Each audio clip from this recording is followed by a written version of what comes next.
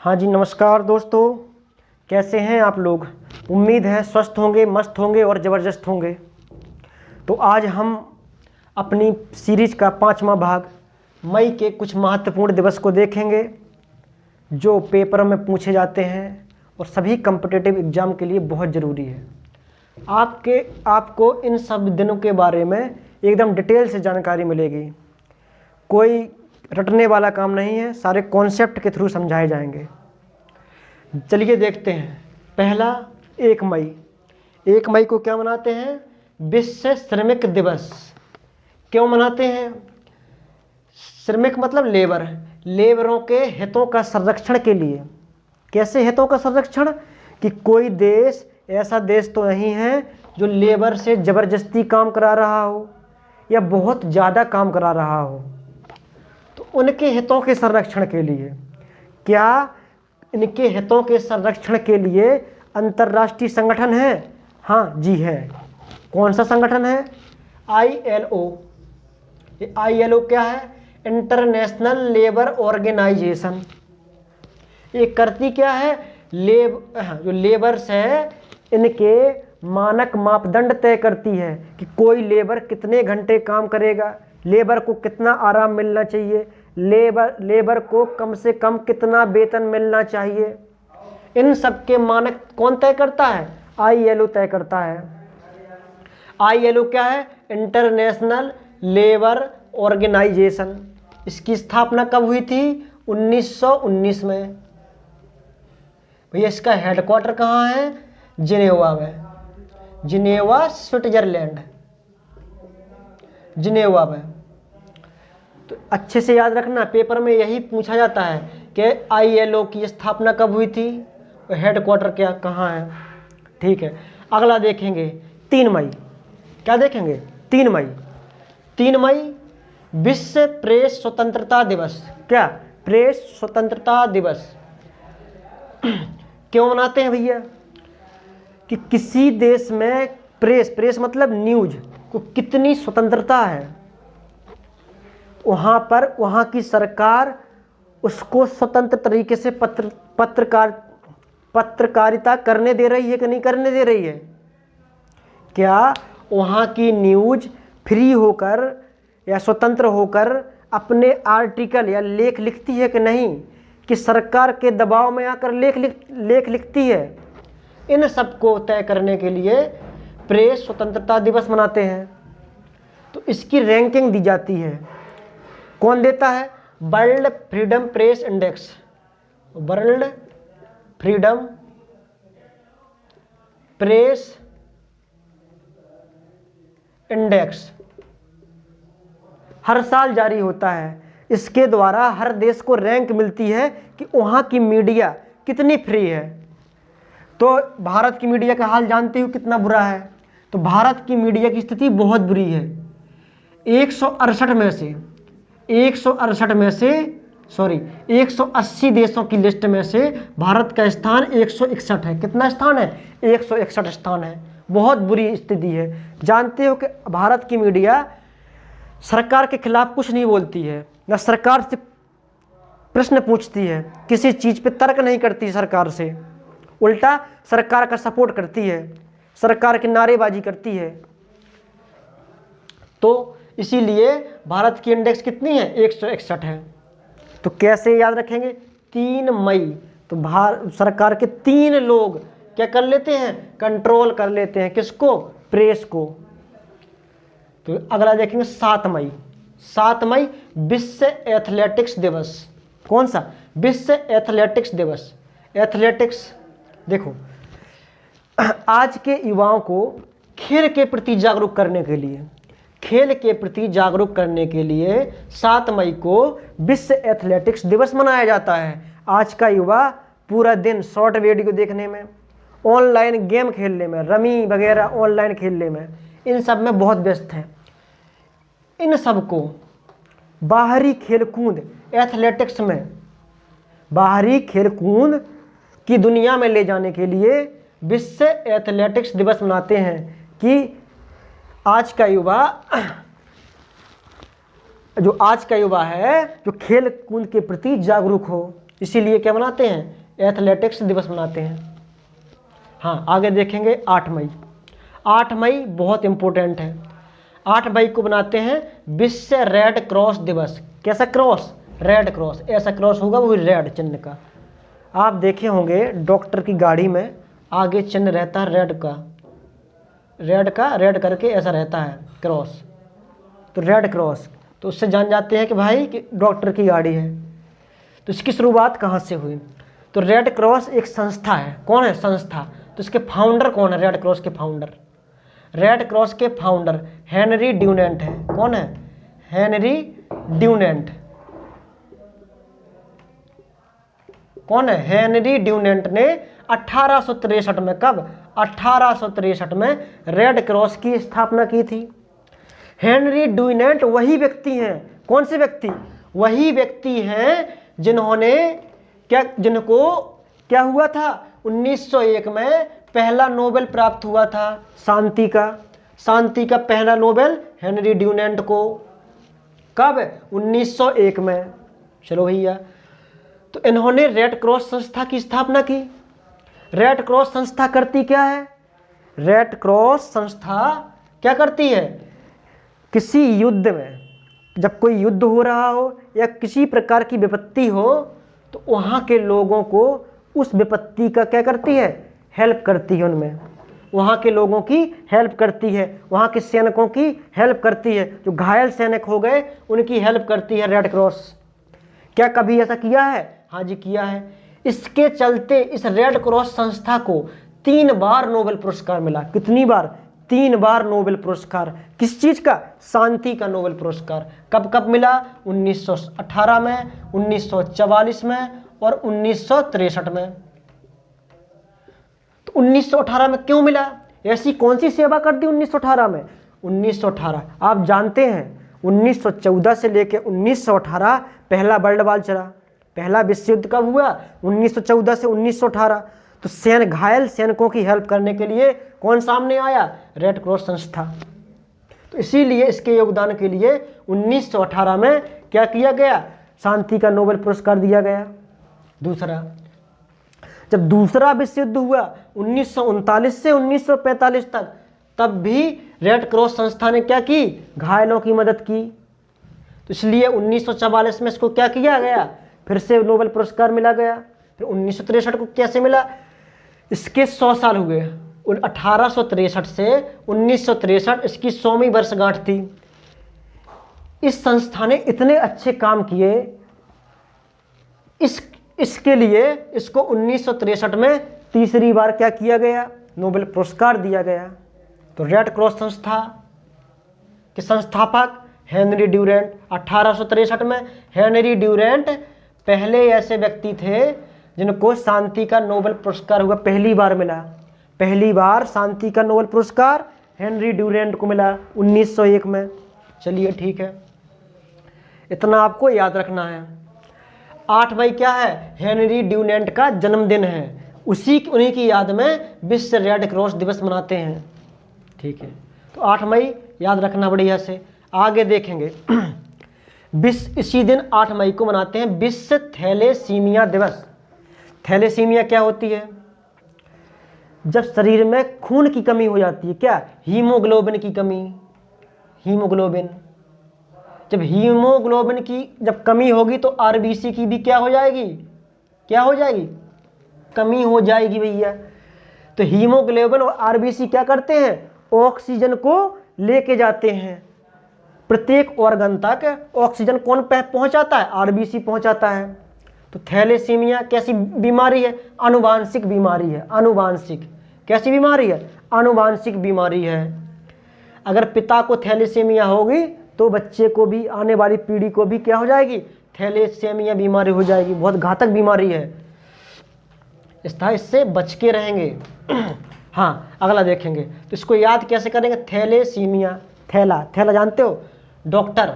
Red cross किसका होता है, डॉक्टर का चिन्ह। रेड क्रॉस और थैलासीमिया, जो गांव का झोला छाप डॉक्टर होता है ना, थैला लेके चलता है। डॉक्टर थैला लेके चलता है, डॉक्टर थैला लेके चलता है। कैसे चलता है, ठाठ से चलता है। और ठाठ से, ठाठ मतलब 8, ठाठ से चलता है डॉक्टर थैला लेके। तो ऐसे याद रखेंगे अपने मन में। आगे देखें 11 मई। 11 मई को क्या मनाते हैं? राष्ट्रीय प्रौद्योगिकी दिवस। क्या मनाते हैं? राष्ट्रीय प्रौद्योगिकी दिवस, नेशनल टेक्नोलॉजी डे। क्यों मनाते हैं 11 मई को? देखो 11 मई 1998, 11 मई 1998 क्या हुआ? भारत ने दूसरा परमाणु परीक्षण किया। उसका ऑपरेशन का नाम क्या था? ऑपरेशन शक्ति। क्या नाम था? ऑपरेशन शक्ति। 11 मई 1998 को ऑपरेशन शक्ति क्या किया था? दूसरा परमाणु परीक्षण। दूसरा परमाणु परीक्षण कहां किया था? राजस्थान पोखरण रेंज में। राजस्थान पोखरण रेंज में दूसरा परमाणु परीक्षण। तो आप पूछोगे भैया पहला कब किया? तो पहला किया 18 मई 1974। 18 मई 1974 इंदिरा गांधी की सरकार थी। नाम क्या था उस ऑपरेशन का? ऑपरेशन का नाम था स्माइलिंग बुद्धा। कौन? स्माइलिंग बुद्धा। या क्या? स्माइलिंग बुद्धा। उस दिन बुद्ध पूर्णिमा थी। क्या थी? बुद्ध पूर्णिमा के दिन 18 मई 1974 को पहला परमाणु परीक्षण किया गया। दूसरा परमाणु परीक्षण 11 मई 1998 को। उस समय पीएम कौन थे? अटल बिहारी वाजपेयी। उसी समय पीएम अटल बिहारी वाजपेयी ने एक नारा दिया था। कौन सा नारा दिया था? जय जवान, जय किसान, जय विज्ञान। तो आपको 3 नारे याद रखने हैं। कौन कौन से? सबसे पहले पूछा जाएगा जय जवान जय किसान नारा किसने दिया था? तो कहेंगे लाल बहादुर शास्त्री ने दिया था। कब दिया था? 1965 का भारत पाकिस्तान युद्ध हुआ था। उस समय लाल बहादुर शास्त्री ने जय जवान जय किसान का नारा दिया था। 11 मई 1998 जब भारत ने दूसरा परमाणु परीक्षण कर लिया तब क्या नारा दिया? अटल बिहारी वाजपेयी ने। किसने? अटल बिहारी वाजपेयी ने। कौन सा नारा दिया? जय जवान जय किसान जय विज्ञान। कौन? जय विज्ञान। अब हमारे मोदी साहब कहाँ पीछे रहने वाले थे? तो मोदी साहब ने एक और जोड़ दिया, जय जवान जय किसान जय विज्ञान और जय अनुसंधान। अनुसंधान मतलब रिसर्च। ठीक है। अब चलते हैं 12 मई को। 12 मई अंतर्राष्ट्रीय नर्स दिवस। क्या? अंतर्राष्ट्रीय नर्स दिवस। देखो जो नर्स होती हैं, देखो डॉक्टर क्या होता है? अपना इलाज किया और लिख दिया कि ये ड्रॉप चढ़ाना है, ये करना है। सारा काम कौन करती है? नर्स करती है। उनके काम को याद करने के लिए। और कहा जाए पहली नर्स कौन थी? पहली नर्स थी Florence Nightingale. Florence Nightingale. Nightingale इसको किस नाम से बुलाते हैं? Lady with the lamp. Lady with the lamp. With the lamp. Lady with the lamp. तो कहा जाएगा लेडी विद द लैंप कौन कहलाती हैं? Florence Nightingale. इन्हीं की याद में, इन्हीं के जन्मदिन पर 12 मई को क्या मनाते हैं? अंतर्राष्ट्रीय नर्स दिवस। अंतर्राष्ट्रीय नर्स दिवस। ठीक है। आगे देखेंगे 16 मई। तो इसको ट्रिक्स कैसे याद करेंगे? ट्रिक से याद कर लेंगे कि जो क्या है होती ना, जो नर्स होती हैं 12-12 घंटे काम करके मरती हैं। मतलब कैसे मरती? मतलब मई 12 घंटे काम करके, मतलब 12 मई अंतर्राष्ट्रीय नर्स दिवस। किसकी याद में? फ्लोरेंस नाइटिंगेल की याद में। कौन थी ये? पहली नर्स थी। इन्होंने ऐसा काम क्या हुआ था? किया था जो क्रीमिया का युद्ध हुआ था उस समय जो घायलों की मदद, इन्होंने बहुत ज़्यादा घायलों की क्या की थी? हेल्प की थी। आगे देखेंगे 16 मई राष्ट्रीय डेंगू दिवस। डेंजर बीमारी है। किसके काटने से होती है? मादा मच्छर। कौन सा मच्छर? कौन सा मच्छर? एडीज मच्छर। कौन सा? एडीज। कौन सा मच्छर? Aedes aegypti. Aedes aegypti. Aedes aegypti मच्छर काटने से होता है। क्या होता है? डेंगू होता है। क्या होता है? डेंगू होता है। ठीक है, आगे देखेंगे 17 मई विश्व दूर संचार दिवस। दूर संचार मतलब टेली कम्युनिकेशन दिवस। 17 मई, 17 मतलब खतरा, इसको ट्रिक से याद करें। 17 मतलब खतरा। खतरा किससे? दूर संचार से।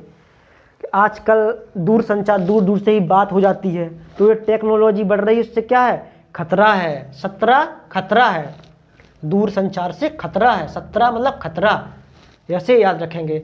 18 मई, 18 मई को क्या मनाते हैं? अंतर्राष्ट्रीय संग्रहालय दिवस, इंटरनेशनल म्यूजियम डे। इसको याद रखेंगे। 18 मई को अंतर्राष्ट्रीय संग्रहालय दिवस। अब देखेंगे 20 मई, तो 20 को बढ़िया से याद रखेंगे। 20 विश्व मधुमक्खी दिवस। इसको बोलते हैं इंग्लिश में बी। बी मीन्स मधुमक्खी, तो बी से 20 तो याद हो जाएगा 20 से बी। आगे देखेंगे 21 मई। देखो 21 मई आतंकवादी विरोधी दिवस, और 21 मई को ही अंतर्राष्ट्रीय चाय दिवस भी मनाते हैं। देखो कैसे याद रखेंगे? अंतर्राष्ट्रीय क्या है? विरोधी दिवस, यानी आतंकवादी विरोधी दिवस। देखो 21 का मतलब होता है 2-1, तो क्या हो गए? 2-1 आतंकवादी को तो हम ही मार देंगे। मार देंगे इसका मतलब मई, 2-1 आतंकवादी हम ही मार देंगे, तो आतंकवादी विरोधी दिवस। अंतर्राष्ट्रीय चाय दिवस को 2-1 कप चाय तो हम ही पी जाएंगे, 2-1 कप चाय तो हम ही पी जाएंगे। देखो आगे देखेंगे 22 मई। 22 मई को जैव विविधता दिवस, इसके बारे में बढ़िया से जानेंगे। Biodiversity day, biodiversity day. इसके साथ हमने 2 दिनों को और सीखा था, 22 अप्रैल और 22 मार्च। 22 मार्च और 22 अप्रैल आपको बताना है 22 मार्च को क्या मनाते हैं और 22 अप्रैल को क्या मनाते हैं। आपको कमेंट में इसको बताना है कि 22 मार्च और 22 अप्रैल को क्या क्या मनाते हैं। तो जैव विविधता दिवस। जैव विविधता मतलब क्या है? जहाँ जैव मतलब बायो, बायो मतलब जहाँ जीवन हो। कैसा? विविधता मतलब बहुत लोगों का, भिन्न भिन्न लोगों का, भिन्न भिन्न प्राणियों का। जैसे जहाँ पर जैव विविधता होती है, ज़्यादा होती है, उस चीज़ को बोलते हैं हॉट स्पॉट। जहाँ पर कोई चीज़ ज़्यादा होती है उस चीज़ को बोलते हैं हॉट स्पॉट एरिया, कि उस जगह पे, उस क्षेत्र पे ज़्यादा है। तो सबसे ज़्यादा जैव विविधता कहाँ पाई जाएगी? जहाँ पे वर्षा ज़्यादा होगी और धूप ज़्यादा निकलेगी, तो वहाँ पे पेड़ ज़्यादा होंगे, जीव जंतुओं का ज़्यादा विकास होगा, तो भिन्न भिन्न जीव जंतु पाए जाएंगे, तो वहीं पे जैव विविधता ज़्यादा होगी। तो भारत में ऐसे 4 हॉटस्पॉट एरिया हैं। कितने? 4 हॉटस्पॉट एरिया। यदि भारत का मैप बना दिया जाए, भारत का यदि मैप बना दिया जाए,